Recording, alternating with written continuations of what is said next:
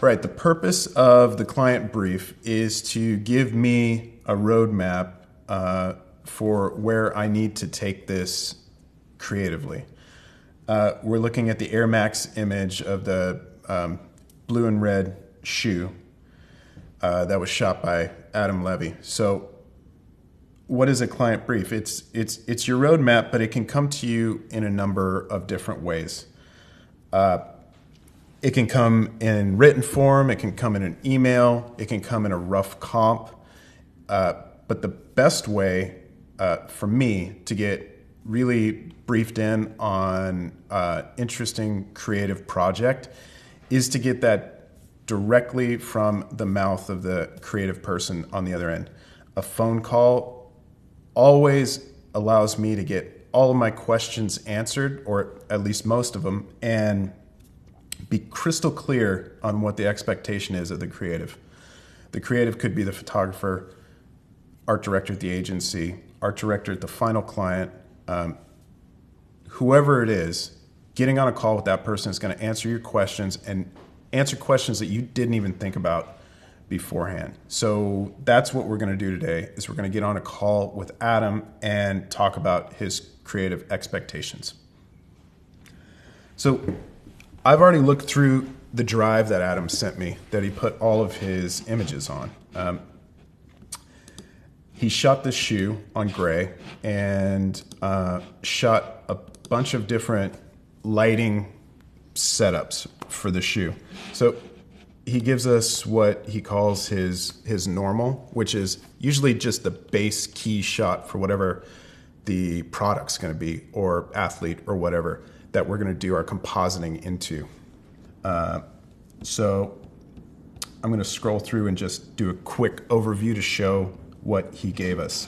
There's a lot of assets on this drive. He does a lot of different lighting situations on the normal shoe itself, just in case we need to use some of that later. He really thinks in terms of a compositor, so he gives us a lot of pieces to stick together. So here's the cool lighting that he's been experimenting with on this shoe. And I'll just show a couple of the different setups that he's done. He's used different intensity of the light to shoot through the sole, and he's given us all those steps, not really knowing what we're going to need, but knowing that we're going to need a lot of different stuff to create the coolest creative that we can.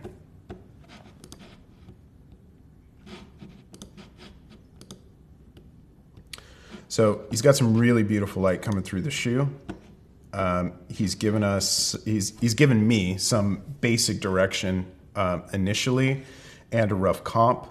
But like I said, I want to get on a call with him. He's available now, so let's get on a call with Adam Levy and figure out what his creative expectations are. Hey there. Adam, hey, how you doing? Good, how are you doing? Great. Thanks for taking the call. Sound good. Yeah.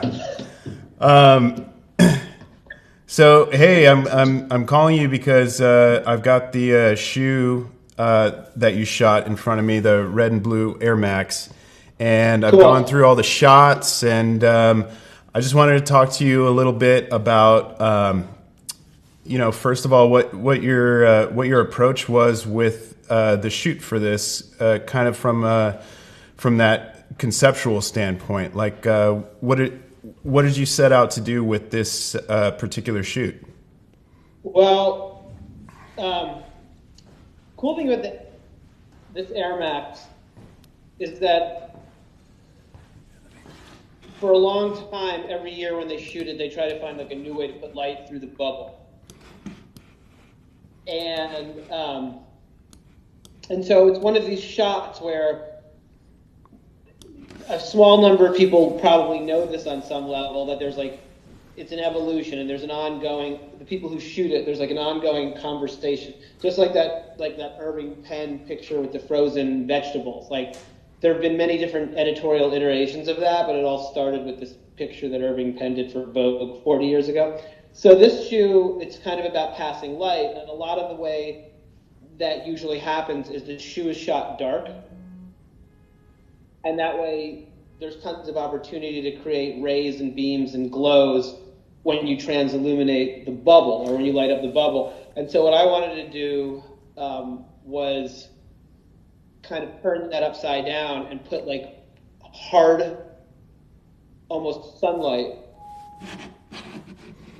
on the shoe. And so when you're talking about the bubble, just to be clear, you're talking about the sole that's sole. Clear, which this Yeah. is like a shoe technology that is like the main feature of the shoe. They're always doing this dark thing. Yeah. It's like, well, if you're gonna transilluminate something and make it glow, the quick way to do that is to shoot it in a dark environment. So what I kind of tried to do was just, first of all, do anything but making it dark, and then try to figure out like a way to pass light through it and create the glow in kind of a hot, bright environment, so we could do something that's been done a million times in a newer way. Right. And so we do get a dark area because we're lighting from top to bottom. So there's a shadow area that kind of has a nice kind of intimate quality, but you can tell by how kind of like intensely lit the surface is that there's really hard light on there. Yeah. And so the shadow is really the big opportunity to kind of show off the glow, but it's in a bright environment. Right. And originally I thought I would do it, we shot this on a gray background, because there's still issues, no matter what you're doing, it's a product, and there's still issues of color fidelity and color accuracy. And so if you shoot this on the actual color you intend, there's going to be a lot of bounce going into the red and the blue that contaminates it, and they're not really going to have the integrity or fidelity that they need to have. So you shoot it on gray, and if you shoot it on a mid-gray, that gives you an opportunity to very easily channel mix any color you want in. And so the other nice thing about that is you don't commit yourself to a color. Because when I thought I was going to do this sunny thing, I was thinking bright yellow. And then, in the mock-up I gave you, there's a selective color layer which created the orange. And if you pull the magenta out of that, you get the yellow. You get a bright yellow. And you realize what the bright yellow is. As pretty as bright yellow and then primary red and blue are together, it eclipsed the shoe. The shoe disappeared. Yeah. And so as I put more magenta into it, to the point where the orange background almost clashed with the red, it just hit this moment where it was sparkling. It looked kind of sick, and I was like, I knew we were there. I knew it felt sunny. I knew it felt bright. I knew we were kind of doing something a little kind of unexpected with the color. So let me ask you. One of the other things I wanted to do was, instead of floating the shoe, I wanted the shoe to be on a board. I wanted it to be in a position that was more unexpected and absurd, even though you're looking at a side view. Right. So if you have a board with this hard light on it and a shadow, and the shoe's just sitting on its side, but if there was a board there would be no light coming through the shoe. Right. But there is.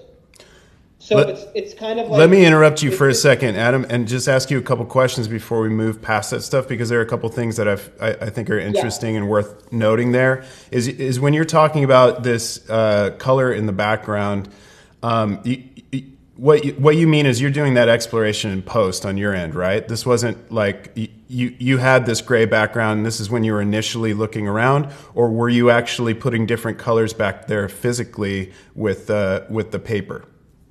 No, I shot it on gray. This is your testing phase, right? Before I actually committed this to quote unquote film. Yeah. And then basically played with it. And so by the time we were basically locking the camera stand and locking down everything and labeling packs for power settings, we had already kind of run through this and done a day's worth of creative work and tried a lot of things that looked good for one reason or another but weren't good enough. And so yes, I shot it on gray. Yeah. We used that as a tool to mess around with, built a comp, and then locked everything I think down. that's important too, because I think a lot of photographers are going to ask that question, because I get asked that question a lot, right? Because we want this to be on yellow, so we should probably shoot it on yellow, right? But we know now there may be a time and a place for that, but when it comes to this situation where we're setting something up to be most flexible in post, we're probably always going to want to shoot it on that kind of gray background.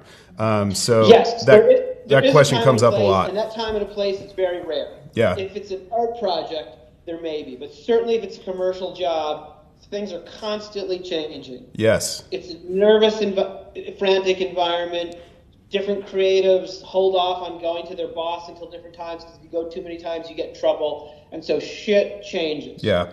And leadership changes things. Yeah. And so you definitely, and what you don't want to, even the best retoucher, there's a difference between handing a retoucher a broken file which they need to fix, or handing them something which is elegantly streamlined for the brutal process the thing's going to go through anyway. Yeah, we certainly appreciate that. And I also, another point that you made early on in terms of the concept that I think is really interesting is you were talking about this tradition that they have with this particular product of shining light through the bubble sole. So from your perspective as a photographer, in order to do something really different with a product that has like a long history and a long tradition in visual work and in a commercial space, as a photographer, you have to know what's happened with that product in the past. You have to have like a familiarity with the different things that have been tried in the past, so you're not sort of naively recreating something that was done in 2009 or 2010. I'm assuming that there's some way of paying attention to these products that you work on, so that you know what you can do differently by knowing the history. There's a couple things to it, and everyone's situation is different. Obviously, like that's what the internet does for all of us. Like if you want to figure out what's up, it's not that hard anymore because the internet is there. Right. You can sit down and be done in 5 minutes. And then there's another thing, which is like, most of the time the photographer, they might like your work, but they're not really hiring you to solve the majority of their creative problems. And then depending upon what your niche is and who you are, some percentage of the time you're going to get asked to do that, and sometime you're not. In my case, it seems like I very frequently get paid an extra fee to work on things creatively, and to help team up on that. That's one of the nice things about having a studio and a bunch of gear too. Which is you can do that. But every job is different, and sometimes you're just basically executing, and sometimes you're creative problem solving. But you are right. If you use the internet, figure out what's going on. So is that to say part of that creative exploration, there's an element of some research that's got to go into that? Like we haven't talked about this, and I think it's really cool that you actually, whatever you're shooting, maybe you could talk about what you do for the research for that. Is it just simply doing a Google search of the product that you're shooting and looking through the images, all the images that you can find of it, or what? I kind of do all of that. Certainly my creative process, is not that I think I'm some kind of genius and I can just generate everything out of my own private Idaho without having an awareness of the universe. I don't, and especially in a commercial environment. Yeah. That's definitely not my deal. So I look, like when we're taking something on, I look at a shitload of stuff. I make a couple folders. I might label one folder things I hate that are relevant to this thing. Things I like, whatever it is. And then the creative stuff, it's some form of copying, but hopefully it's an uplifted form of copying. Hopefully, like, you're not copying trying to get someone's thing exactly, like you're copying to the extent that you're taking inspiration and relevance from a whole bunch of things that have happened, and you're trying to kind of synthesize them to become a part of the conversation. Yeah. I think there are some geniuses out there. There's someone like Wes Anderson who shows up and starts making a completely different kind of film, and if that's who you are, then you're going to be great. But Wes studies a lot of stuff too. So yes, you basically have to have a clue. You can't work. You can't be in a vacuum. Cool. And the internet is the best way to do it. Yeah, that's great. Well, cool. I mean, I'm sure we could talk about this type of stuff all day, but why don't we wrap up and you tell me what you want me to do with all these photographs? Okay, so first of all, I do feel like the orange background that we hit and the way it kind of clashes with the red, Yeah. that's where all the brightness kind of that's where that's where the background and the colors of the shoe make each other sing Yeah. rather than opposing each other. You don't This want is I don't this want the is so shoe to sit on the background you're referring to one. background like a, Yeah, go ahead. you're referring to one of your earlier comps that we have that we'll show later that Yeah. that has a really bright orange background.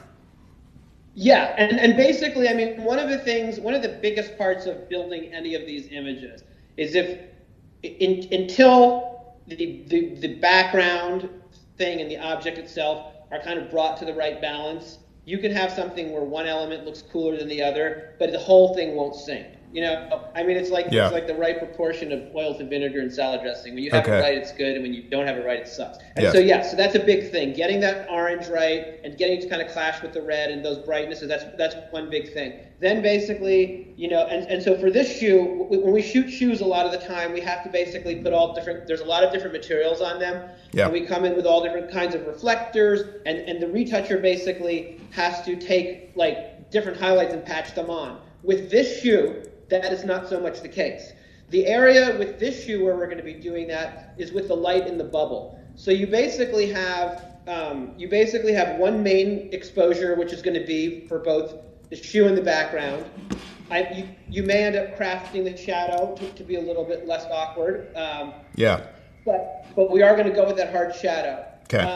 There is one exposure in there I gave you where I dumped a little bit of extra light onto, if you look at screen left, the blue part of the shoe and the shoelaces. I did give you a couple hits with a grid spotted light that dumps a little more light onto them because I want because the edge of the shoe was kind of too separated from the background. I wanted some light to link them. Okay. So anyway, there may be one or two files that you blend. Another thing that's not happening with this file that frequently happens with shoe shots is we frequently have to blend focus. Yeah. Right.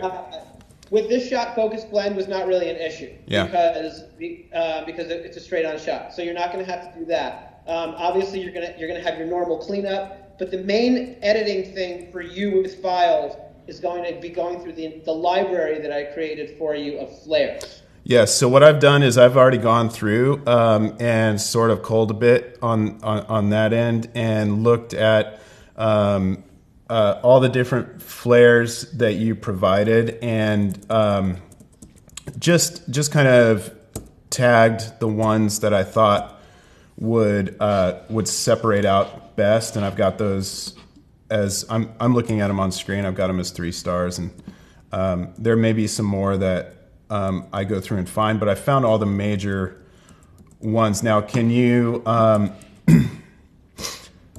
maybe talk about for just a second about how what your idea was for shooting those flares in that really dark environment and how you expect for me to use those? Well, so what we did was we bracketed the actual lighting, so we would, Yeah.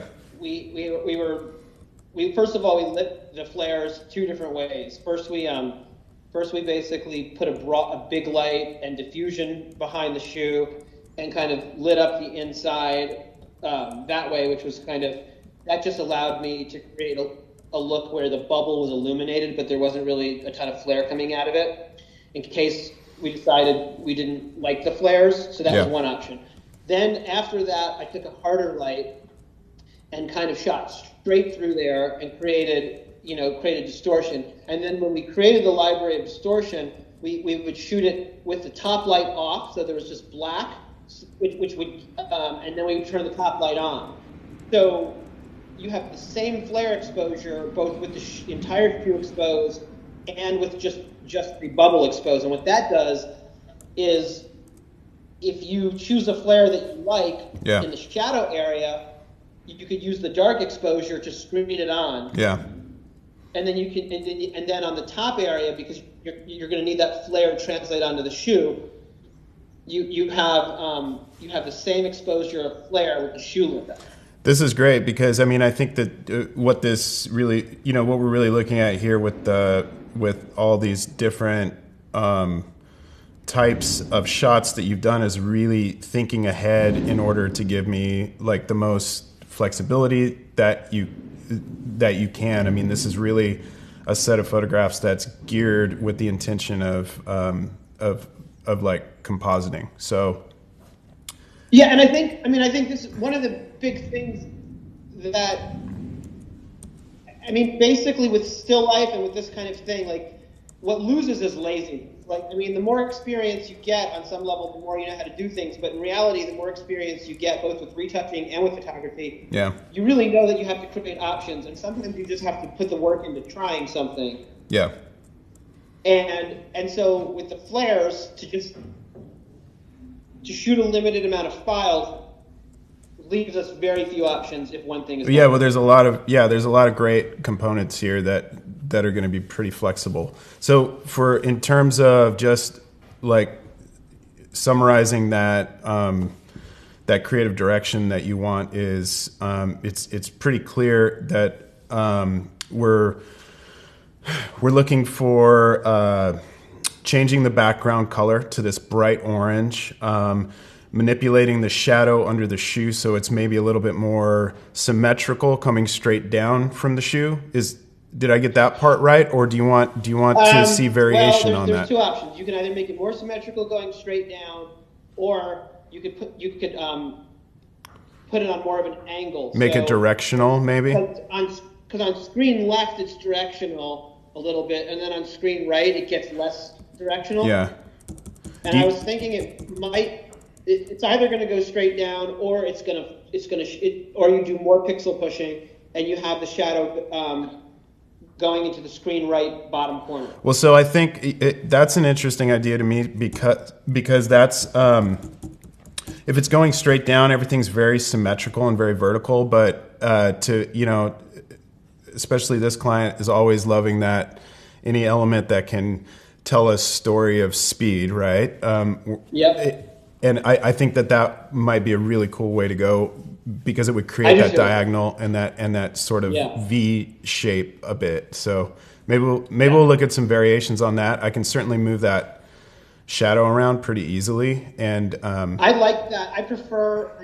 I haven't seen it, but my gut instinct is that if we have it shooting out of the bottom of screen right, it's going to be cool. Yeah, that is cool. So and then next step is the flare work and just finding interesting ways to integrate those flares and to maintain these beautiful shapes that are happening in the bubble as a result of light getting shot through them, like all the lines that come out that you don't normally get to see in those areas. And then in addition to that, figuring out something interesting creatively to do within the shadow itself, where light exists in the shadow. And I know you had talked early on concepting about these ideas about like prism light coming out, which you provided a reference for. We can look at that and try to find some creative way. Go ahead. That would be basically so there's the spot where you're looking at the front of the bubble, but then there's where the shoe is against the surface. Yeah. And that we talked. Yeah. Is it possible to make it so light is squeaking through that area? Yeah, I think that sounds really cool. The only thing I'm going to say is we have to go in that non-committally. Yeah. If it's rad, it's rad. If it works, it works, right? Ghetto, it's ghetto. Okay. We'll look into that, because you provide a reference and I can look up some other reference and see how to integrate some of that stuff. Aside from that, it's just going to be our standard beauty work on the shoe and just really making sure that's super clean and has nice volume and shape, and also integration into that bright background.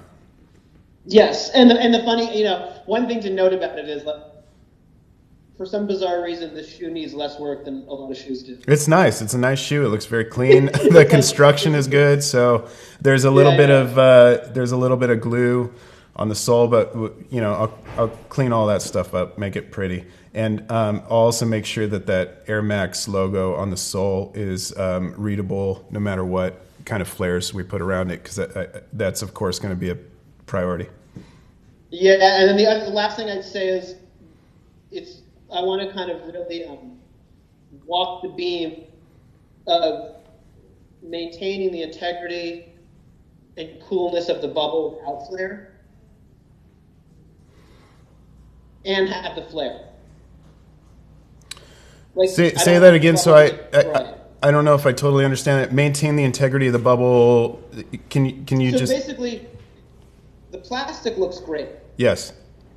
And so, can we put the flares in there without entirely eclipsing the plastic? Without entirely losing the nice detail that's inside there. Yeah, I think I have some ideas how I can do that. That because I agree with you. I think in there is like a nice whole little world in there that gets created from that stuff. That was kind of unexpected, but really, really cool. And identifying those things to try and keep is, that's an excellent point, and I'll do that. Cool. This sounds great, man. I appreciate the call. This is a great brief, and I'll get started, and we'll check in again once we have something to look at for round one. Woo-hoo! Let's do it. Buddy. All right. Thank you very much. Talk to you soon. Bye.